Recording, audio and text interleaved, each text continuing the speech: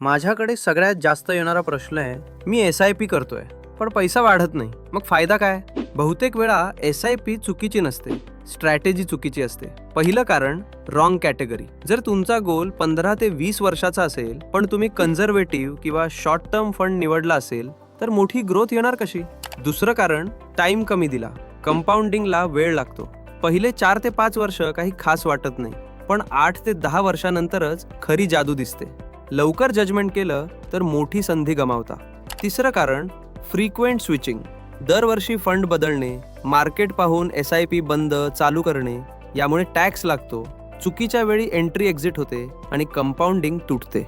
SIP म्हणजे shortcut नाही, तो एक डिसिप्लिन आहे. योग्य कॅटेगरी, पुरेसा वेळ, सातत्य बराबर वेल्थ. लक्षात ठेवा, SIP काम करते, पण फक्त तुम्ही तिला वेळ दिला तरच.